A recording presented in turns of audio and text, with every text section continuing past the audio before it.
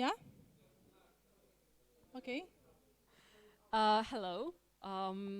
Let me introduce our next guests, our next speakers. They formed the Gimle LARP case study and they want to tell you all about it. And also just introduce yourselves, please. And also a round of applause. Hello, hello. My name is Valentina, and I'm here with my friends, Anja and Bibi. We are very happy to be here with you, and great thanks to organizers for actually inviting us and giving us space to share about our LARP experience. We are quite young LARP creators, but I hope we'll be getting a lot of useful knowledge and also sharing our opinions and experiences that we gone through. My name is Valentina. I've been LARPing for 5 years, or maybe even less, but I'm very eager to get myself into more LARPs. Thank you. Yes, hello. Is this working? I don't know. But my name is Anja Lotte. Yes, I have two names. You may call me whichever. I've been LARPing for a year longer than you, I think. So that would make me 5 or 6 years. And I would also like to thank everyone here for coming. And just let you know, this is our first presentation on a conference. So thank you. And the word? And I'm Bibi Erjavec, and I've been LARPing even less than these two. But I've enjoyed it so much that I consider LARP one of my main interests now. So I'm very hyped to be here and consume all of your knowledge and information and experience. And also I just came from a LARP where I had to play a really pretentious character. So if I talk strangely and annoyingly, you have to forgive me. Like a professor from the 30s. Here you go. Welcome to our Gimle LARP case study. And if you can see beautiful pictures of us and our friends LARPing in Gimle. We've been there since Anja, since 5 years already?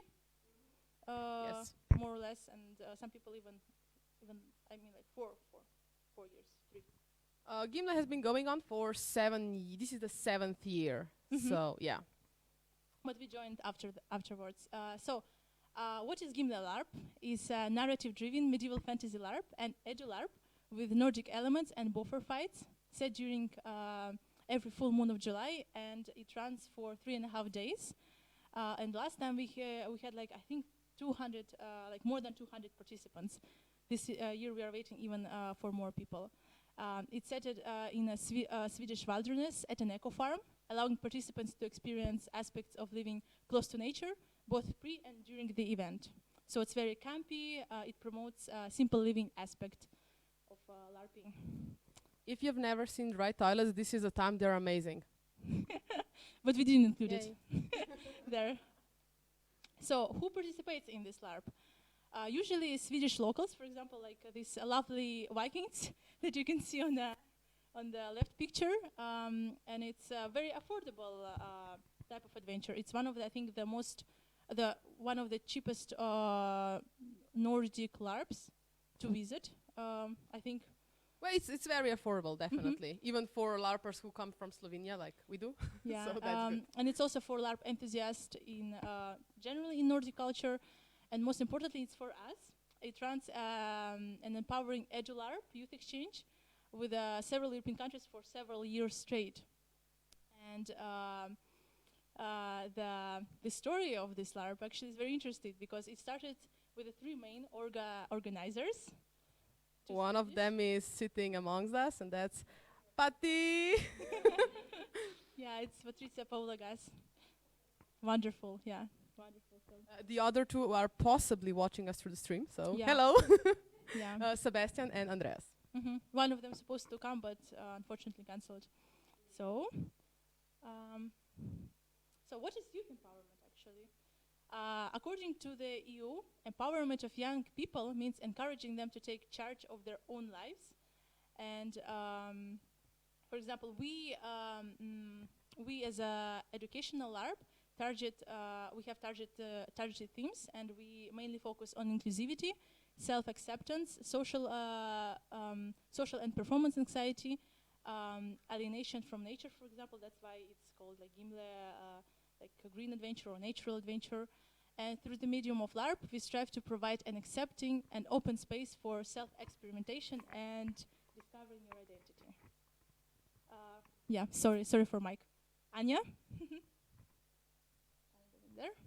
And now, what is EduLarp? For those of you who don't yet know what EduLarp means, well, you know what LARP means, so you're already halfway there. It's a way to use live-action role-playing for educational purposes, not only for fun or for something like that, but specifically for educational purposes. Why do we do that? Well, part of it is that LARP sort of targets all senses. And that means that it's an all-around immersive atmosphere, which makes it a great tool for combining emotions and experience and learning. Some people also call it adventure-based learning. It sort of falls into this category, also experiential learning and so on. So how do we achieve that? As already said, experiential learning, also learning by doing, emotional engagement, deep immersion, aka the flow, relevance to life, because we try to simulate certain things. We also boost practical competences, because as we said, this is like very situated in nature and natural environment, which means that people also often hike, make campfires, they set their own camps, they also chop woods. So many people have learned how to survive in nature because they went to this camp. Yes, a lot actually, a lot.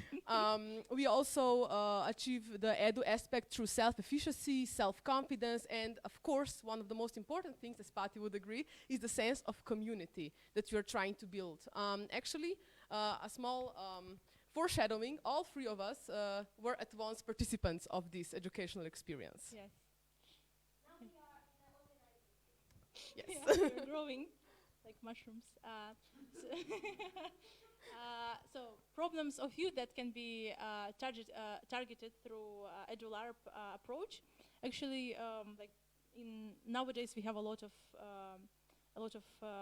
difficult times, and for example, the problems that youth might face, or like already is facing, like lack of guidance, radicalization, racism, xenophobia, homophobia, lack of integration, and can be like some connected with the sexism as well, poverty, social economical obstacles, and I think one of the crucial is lack of acceptance from the peers and from society around us. So, key competence developed. This is our approach according to the Erasmus, according to Erasmus Plus, program, and we are striving to achieve multilingual competence, because our LARPs are set in intercultural, intercultural environment where a lot of culture meet each other, and we can mingle, we can chat, we can learn other languages as well. Yeah, then personal, social, and educational competences, like through interaction, through gaming, through role playing, it's all achieved. Then active citizenship and social awareness and cultural awareness and expression, as well as entrepreneurship. For example, if you want to start, like, not a company, but if you wanted to make more entrepreneurial, like we had a few examples of people being completely excited at the end of the LARP, like, oh my God, I made so many gold cons because I followed that idea. Yes, like yes. It was like a good environment for them, to boost them up. Yeah. In that sense. And literacy in terms of expression with their language, with maybe like through songs, through art, through dance. It's very important for young people. And maybe Anja can talk about impact. Yes, so on here you can choose one and read it. These are testimonials showcasing the impact we had on participants over the last few years. Because if you don't believe us so far, you can just read it from people who actually were there, although also we were there. But for example, this was my first LARP and it was amazing. I greatly enjoyed the sense of community at large. Also, Yeah, so for example, also this multicultural exchange opened my eyes and brought out the best in me. These are things that we are sort of seeing constantly when we speak about people who come there, especially for the educational LARP part. Of course, the LARP itself is very fun, but the educational LARP is sort of an addition to that. Yeah. LARP itself is quite big, and I'm very happy that a lot of people like gone through that experience. We'll be seeing it on the next slides. Like those are people from 2019, the year when we started with Bibi, and we first, visited Eco Farm as youth exchange participants, and it was really amazing experience. Gimle EduLarp results so far. Anja, would you? Oh, yes. So, for example, results, we are not the only ones who see that this is a success from our participants. Also, we've been recognized for 7 years as in a row from the national agency. This is the organization that gives you funds from Erasmus Plus program. So they, for 7 years, this is a very, very big record that we've been approved. We've had more than 200 participants from Youth Exchange. Participating in the LARP throughout the years, and it's generally been recognized as a very innovative and good methodology. You can also see, for example, in Slovenia, there is another company that is NGO, NGO that is doing something like using the Edu tabletop methodology, and they've also like instantly been recognized as a very good innovative method to learn. And they will be holding it, I think, next year as well. International Youth Exchanges. How do we do it in Gimle?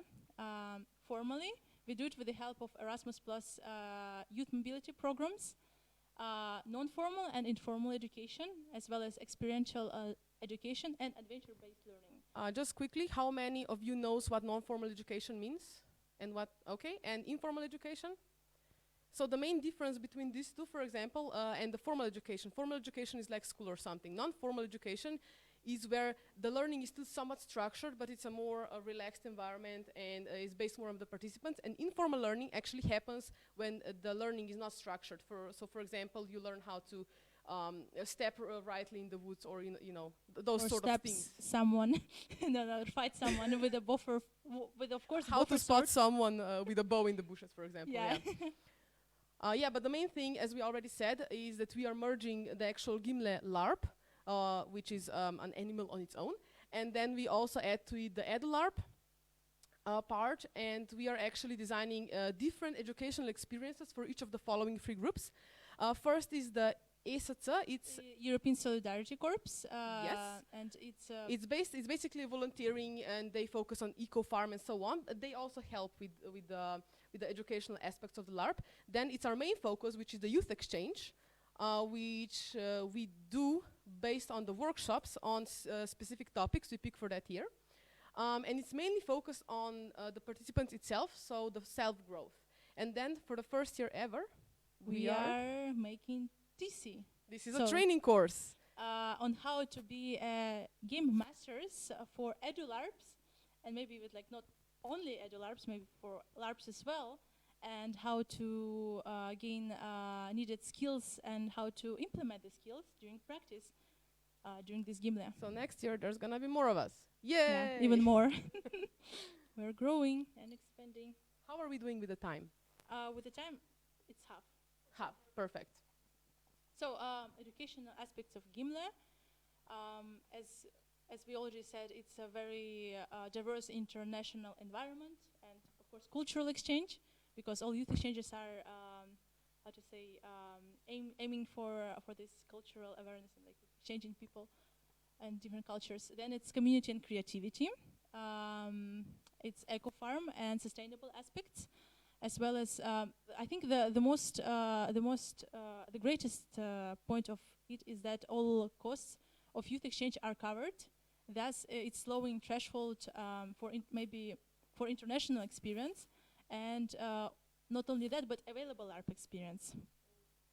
That is very important. Like you probably heard today, like the threshold mentioned, because for some people the threshold can be very high entering certain international experiences. For example, if you come from countries that are not maybe so so rich, and for example, also sorry, with the LARP experiences, because in certain countries you may not have the culture that is, for big LARPs and so on Yeah. developed yet.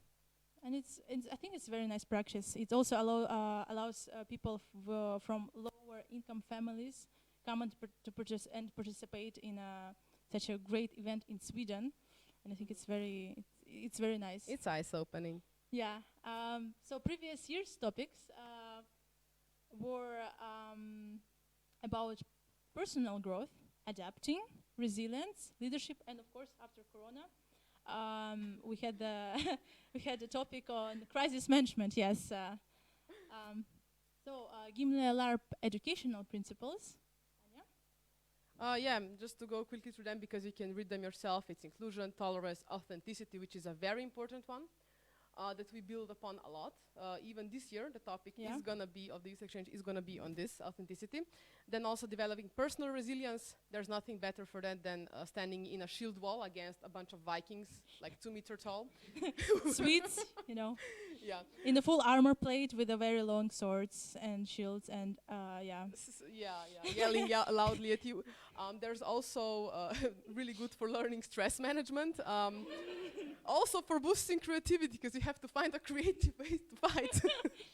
And of course, overcoming challenges, developing leadership skills and methods, encouraging self-sustainability. We usually have like a tour around the eco farm as well included into this for those who are interested. An explanation of how things like that work. And again, community building. And just go quickly through what we are doing. If you're interested, maybe you can also implement these practices if you'll be interested in this is basically how our youth exchange is usually structured. Yeah. So we have, before applying to the project to Erasmus Plus, getting confirmation from national agency about the project. Yeah, they have to approve the project basically, as it is usually with the project. Then selecting participants. We usually post it on some social media or ask friends around, or like friends of friends, just spreading the word. Yeah, and then we get random people who apply, and then you have to pick them.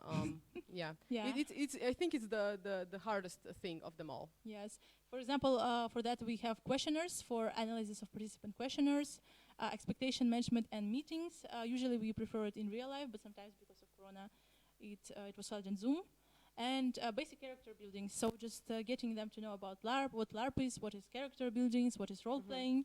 A lot of them are not that familiar with the LARP methodology, so we also have to explain them to it.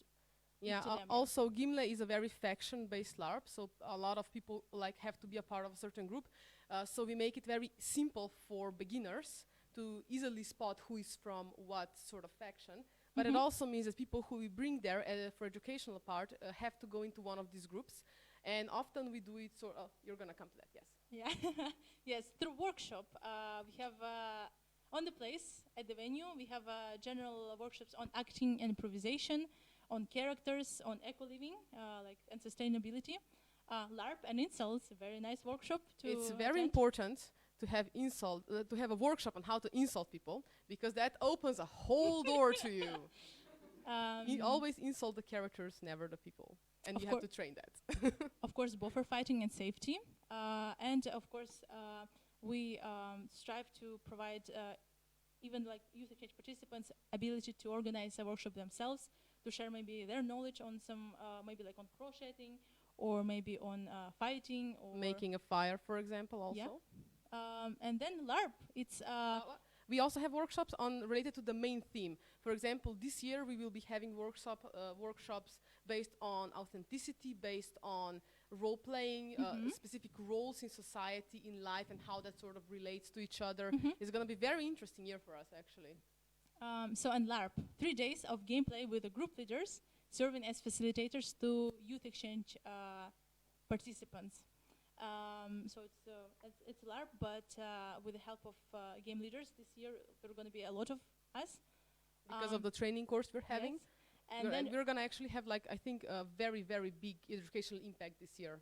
I hope so. Because of that. I think let's Hopefully. pray for that. Yes. And reflection, of course, derolling, summary of experiences, and of course, learning outcomes that are very crucial for youth exchanges in general. This is the most important part, actually, if you're ever going to be running like educational LARPs. Preparation is super important. Workshops can give a lot of content. LARP, of course, itself, it's very important, but also reflection, because it can completely change and elaborate in people's minds, like what have they gone through, why they have gone through this, and so on. And after, of course, keeping contact through community via social media. I think there are like 500, 600 participants, not participants, members of the Facebook group, and we are sharing, and also like a lot of people on Discord, we are sharing our art, we are sharing our experiences, and just having a good time in a very accepting community, I guess, because we've been through LARPs and had a similar experiences. Just quickly, if you want to make a similar structure, just imagine this being a week, for example, going through all the stages. So, and finally our story, we have 7 minutes for that. Yeah. Okay. Yes, so this is where I start. The first time I went to Gimle was because one of my friends from the LARP community, I was like on 2 LARPs by then, like clicked on me and said in the messenger, hey, I can't go to this, do you want to go? And I was like, to what? To a Swedish LARP with an educational purpose. And I'm like, what? And then I checked it out and I was like, oh yeah, I want to go to this. So that's the first year I ended up there. Let's just say that after a very, very long time, I finally felt like I actually found my group of people. I felt very included. We had this group, like community feeling. We were like, working as one people, also probably because we were a faction, and that really showed when you're building the faction history and everything else. So yeah, that really convinced me. The next year, I was like to one of the main organizers, hey, I kind of want to come again. So how do I do that? Like, who's the sending organization this year for our country? It turns out that no one was the sending organization, and I could not go. I found a way as being an NPC that year on that LARP.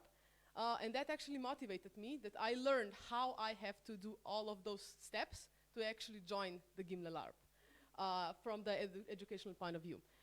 So next year I was like, frantically searching organizations because I found out the deadline like a month in advance, and I was like, oh, please, are you able to send us to this Swedish, LARP thing? And I'm gonna, take care of everything, the participants, the preparation, everything, communication, everything is on me. Just please say yes to sending us. I was sort of desperate at that point.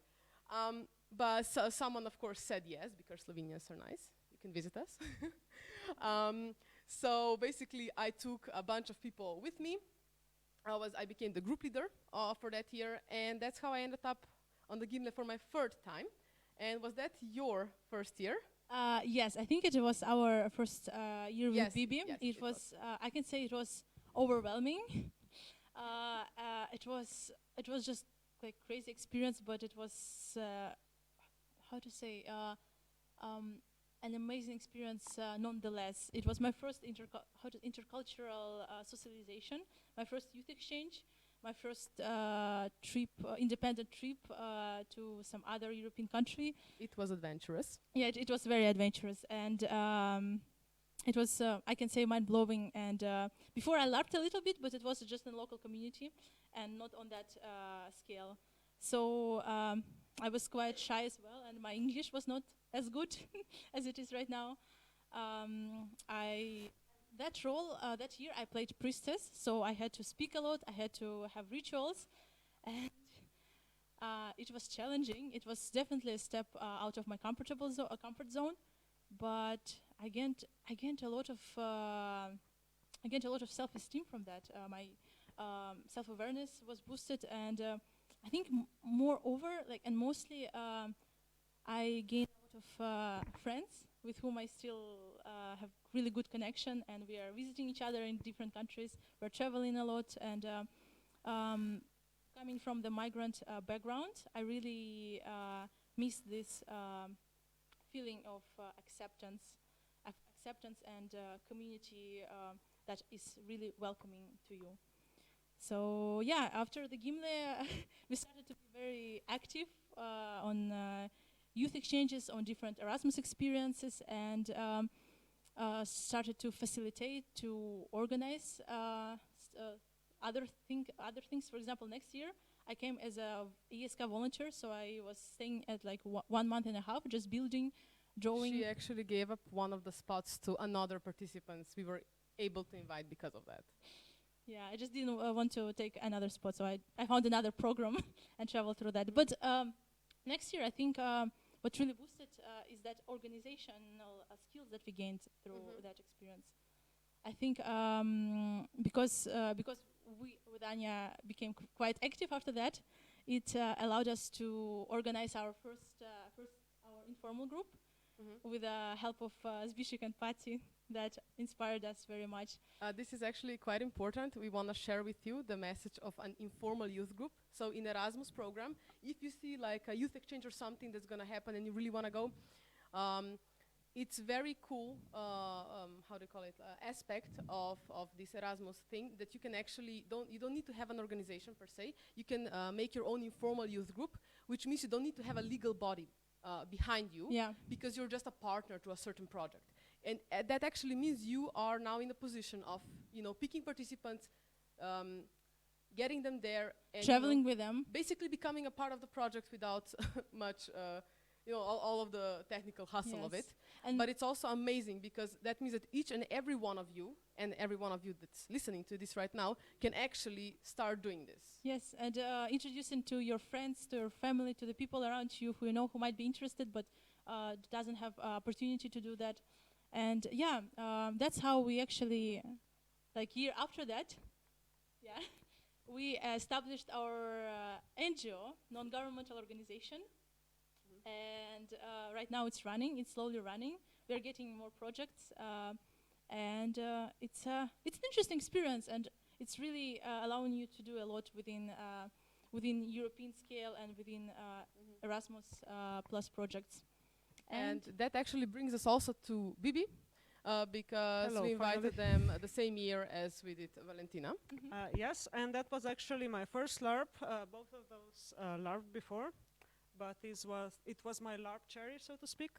But it wasn't the first time I thought about LARP. I was aware of it. I've been playing D&D and TTRPGs and all that related media way before that, perhaps a decade even.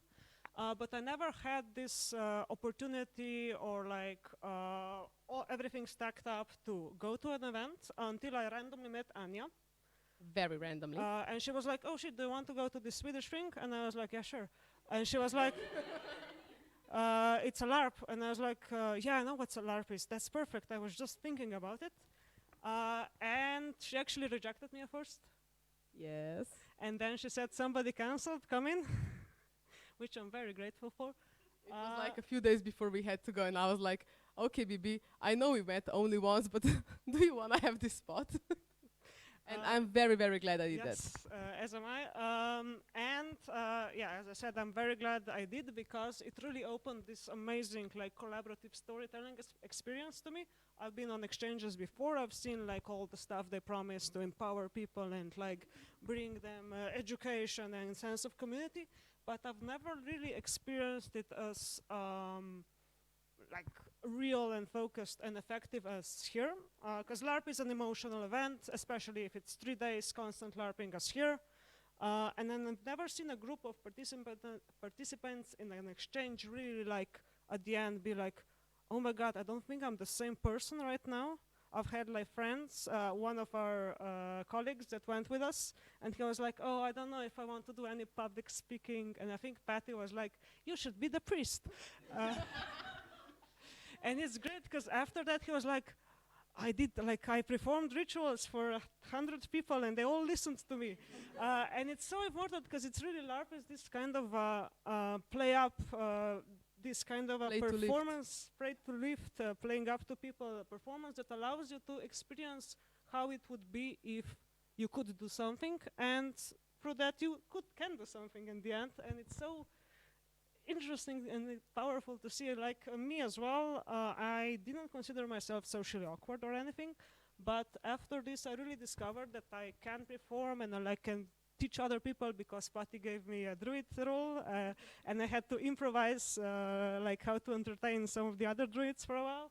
And now Bibi is teaching. now I'm teaching, and like last week I had 600 children asking me about sonars and stuff, and I didn't die, so that's very nice. 600.